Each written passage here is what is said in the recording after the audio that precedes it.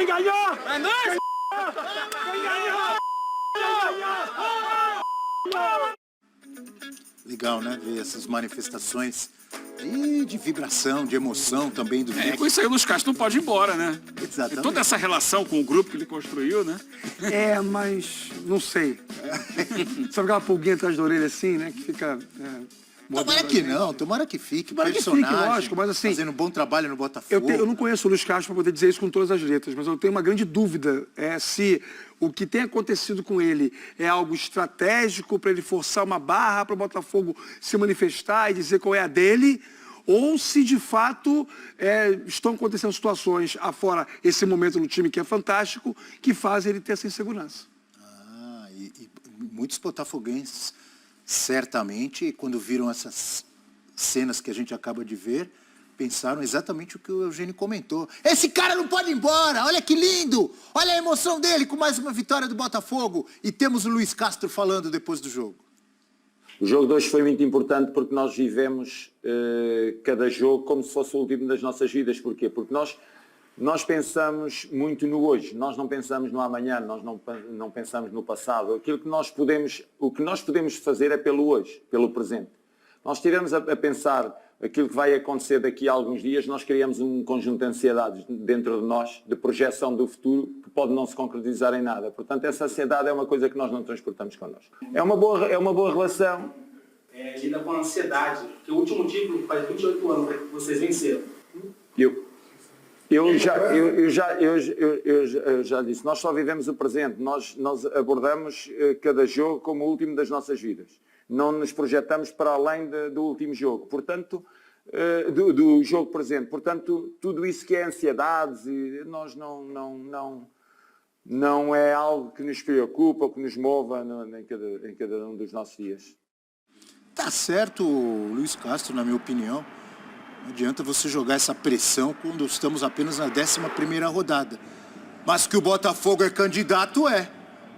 Pode não ser favorito, mas candidato? 5 pontos de vantagem, 11 rodadas, 9 vitórias, é isso? É isso. 9 vitórias e 2 derrotas. Não Continua empata. sem empatar o Botafogo. Mas e quem empata muito não sai do lugar no Brasileirão. Então, o torcedor está eufórico, professor Celso. E as partidas que perdeu são partidas razoavelmente aceitáveis, 2 partidas fora de casa. Ontem o que assustou foi o primeiro tempo, que acaba com 9 finalizações do Cuiabá contra uma do Botafogo, né?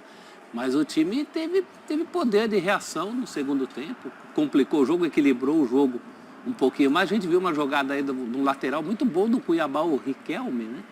Ele esteve presente, aliás, nos lances de ataque e também no lance do gol do Botafogo. Tem um artilheiro competentíssimo, que aliás é o artilheiro do Brasileiro, o Tiquinho, né?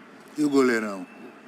E o PR? O PR, muito importante, não só ontem, né, mas ao longo da campanha, inclusive em momentos bons também do Botafogo.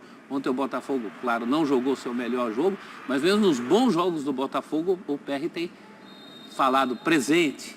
Ontem estava desfalcado o Eduardo, acho que fez muita falta, mas no segundo tempo o time arribou o suficiente para ganhar um jogo muito difícil, um adversário complicado. Embora o Cuiabá... Qual foi o verbo? Cafunçudo. Não, arribou. Arribou. Arribou no segundo tempo. Cara, é elegante, né? Ir para cima, arribar. Gostei dessa. Poxa vida, Abaixo, arriba. Sim. E adentro? E adentro? Ao centro e ao dentro. Eu já tinha. Quantas campanhas do Botafogo aí que até mostravam um futebol melhor? E eu lembro de uma oportunidade que o Botafogo era líder do Brasileiro, o Botafogo do Dodô, do Cuca. 2007. E não tinha essa consistência. Esse time é consistente. Ele chega ao jogo com o Palmeiras em São Paulo com uma vantagem de 5 pontos. Por que não pensar numa vitória e ampliar para 8? Ó, palmeirenses ficaram É bravos com você impossível? agora. Não é impossível. Claro que não. Então. Temos aquela frase que o Rafael Prats adora. Gosta. Uma final antecipada no Allianz Parque, Palmeiras e Botafogo. Aí desespera acabar, né? Não sei, mas tem muito botafoguense empolgado, que não é uma coisa muito comum, né? A essência da torcida alvinegra é mais ou menos aquela do desconfiar até o último minuto. Até brinquei com você ali no camarim, né, Abel? Botafoguense é aquele torcedor que, faltando 2 rodadas, 5 pontos de vantagem, ainda dá para perder. E não é nenhuma demérito, é uma característica própria da torcida. Mas vários amigos meus, muitos torcedores já estão conscientes que o Botafogo é uma boa realidade do Campeonato Brasileiro. Se você dividir o campeonato por métricas, né? Controle de jogo, eficiência de passes, posse de bola, finalizações, e fizer um ranking do 1º ao 20º, provavelmente o Botafogo não está entre os 5 primeiros em nenhuma dessas métricas. No entanto, consegue ter um nível de excelência ótimo em todas, superior a cada adversário que enfrenta. Isso que o Luiz Castro falou na coletiva é a materialização do Botafogo no campeonato. É um jogo de cada vez, uma final de cada vez. Vamos lá ganhar esse jogo. O que tem que ser feito para ganhar esse jogo? Isso.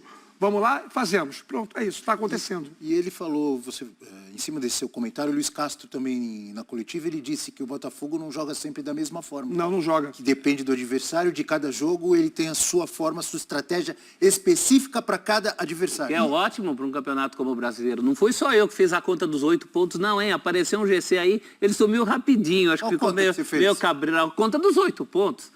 Se vencer. Ganhava, pula para 8 pontos, apareceu um GCzinho aí. Meio entendi. tímido, quem foi embora logo. Botou assim, Então põe de novo. Agora que eu entendi, GCzinho dos 8 se ganhar pontos do Palmeiras, abre 8, é isso? Sim, olha lá. GC? Não apareceu, mas é o seguinte. Tá tímido ele mesmo. vai aparecer. O Flamengo perdeu, o Palmeiras perdeu, o Atlético Mineiro empatou e o Botafogo ganhou. Que rodada, hein? Principalmente, olha lá. Essa que você queria. Principalmente o Botafogo ganhou, porque muita gente faz essas contas. O Flamengo, por exemplo, tinha feito uma conta ontem de ultrapassar o Palmeiras desde que ganhasse do Bragantino. Não conseguiu. Eu fiquei meio cabreiro quando o Textor comemorou um pouquinho antes, na rede social, lembra que a gente mostrou ontem? Que o Textor... Não, ele comemorou a derrota do Palmeiras, exatamente. Então. Ele mandou uma mensagem pro Cauli. Isso. Cauli ou Cauli? Cauli com a camisa do Fogão quando Exatamente. era criança. Mas eu fiquei meio assim, eu falei, tá comemorando antes, tem que fazer a sua parte. O Fogão fez. O curioso do Botafogo nesse campeonato, fazendo aqui uma analogia como se fosse uma corrida de Fórmula 1. O Botafogo é aquele time que não é o carro exatamente mais veloz, mas que vai sempre fazer uma volta regular, vai sempre jogar, ou for uma volta em Interlagos, vai virar sempre 1,15. Às vezes tem um outro carro que vai fazer uma volta em 1,12, mas na volta seguinte cai para 1,20. O Botafogo joga sempre 1,15, 1,15, 1,15, virando a mesma volta no mesmo tempo, ou seja, isso eu estou colocando em termos de regularidade do desempenho da equipe. O time vai ter um jogo um pouquinho melhor, um pouquinho pior, mas ele vai estar entregando com a mesma regularidade um padrão de jogo, uma dificuldade para o adversário, é um time difícil de ser batido, difícil de ser vazado, então ele está sempre ali. É um time que não é brilhante, mas ele é competitivo, regularmente competitivo. E eficiente. Vai estar sempre... Então a gente não vai ver o Botafogo ter atuações de sonhos, de fazer goleada, jogar um futebol apaixonante, mas poucas vezes ele vai perder. Para ficar na sua analogia, é um Botafogo mais Fittipaldi do que Ayrton Senna. É um Botafogo mais Alan Prost do que Nigel Mansell. Não tem altos e baixos. Ele é regular, regularmente bom, sem ser excelente. E isso para o campeonato de pontos corridos é o que precisa. É uma corrida de regularidade. Isso é o Napoli, campeão italiano, né? Que superou equipes tecnicamente melhores que ele, por exemplo, para ganhar um campeonato onde ninguém estava querendo chamar de seu. O Palmeiras e o Flamengo, por exemplo, que tem mais recursos técnicos, eles não estão chamando o campeonato de seu. O brasileiro é meu. Então, se não é de ninguém, é do Botafogo. O Botafogo é quem está fazendo por merecer até agora, por tudo que está construindo. E uma coisa que eu acho que conta muito no futebol, e cada vez mais eu me convenço disso, é o time comprar a ideia. Porque muito do sucesso ou do fracasso de uma equipe tem relação direta entre aquilo que os jogadores fazem mediante a metodologia do comandante. No começo, os jogadores tiveram um pouco de dificuldade para entender o que pediu o Luiz Castro.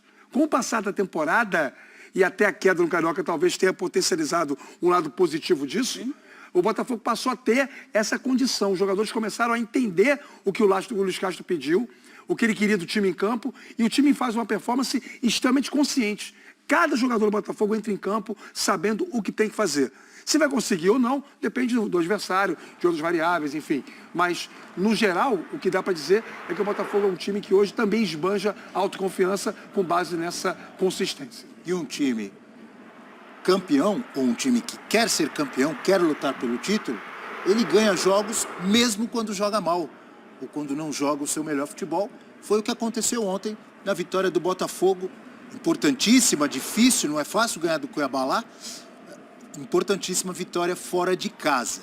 E Rafael Marques, amigos e amigas que nos acompanham no F360, chegou a hora do Olho Leal, a análise de Eugênio Leal, aqui na tela do Futebol 360. Olha, Abel, aqui, hoje eu não vou mostrar, nesse caso aqui, lances do jogo. Vou mostrar uma mudança tática feita no intervalo do jogo pelo técnico do Botafogo, Luiz Castro, que mudou a maneira como a partida estava acontecendo. Aqui no campo, a gente tem o Botafogo do início, do primeiro tempo, com o Rafael na lateral direita, Adrielson, Cuesta e Hugo, um trio de, vamos colocar assim, meio-campistas, volantes, né? Danilo, Barbosa, Marlon Freitas e Tietê no meio-campo, Júnior Santos aberto pela direita, Vitor Sá aberto pela esquerda e o Tiquinho centralizado. Perceba que há um espaço aqui, né? Esse espaço aqui, normalmente, ele é ocupado no Botafogo por um jogador que ontem não estava disponível, o Eduardo. Para mim, Carlos Eduardo, que varia entre o meio-campo e o ataque.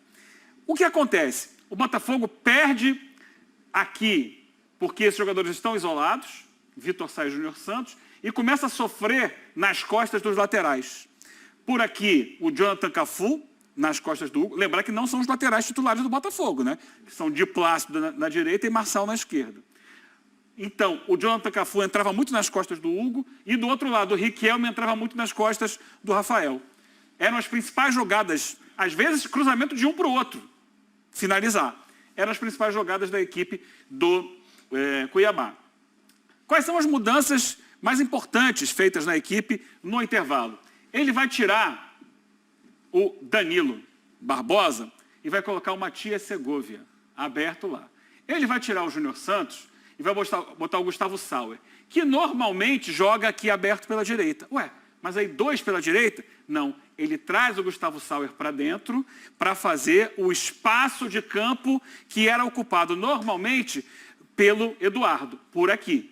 E ele vai colocar ainda o Luiz Henrique no lugar do Vitor Sá. Com isso, ele ganha pelos lados do campo jogadores mais agudos que vão segurar os lados do campo do Cuiabá, que era a grande força da equipe do Cuiabá no primeiro tempo. E ele vai povoar a intermediária, permitindo assim que o time do Botafogo tenha mais presença ofensiva. O que acontece no segundo tempo, que a gente vê, é um Botafogo mais agressivo, o Sauer circulando, em alguns momentos o Tiquinho voltando para a entrada na área do Luiz Henrique. E é assim que sai o lance que origina o pênalti. É um passe que vem lá do Matias Segovia. Cadê a bola? Coloca a bola no campo aqui.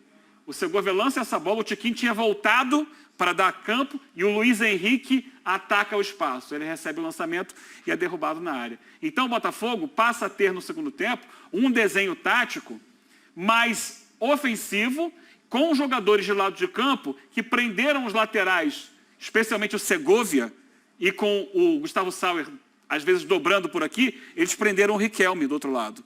E aí liberou o time para subir o ataque, segurando com dois volantes, e o Botafogo foi mais agressivo e construiu o lance do gol que deu a vitória. Depois, aí é uma outra história. Com 1-0 no placar, administra. Aí o Botafogo recuou um pouco e soube conduzir o jogo até o final no 1-0 só.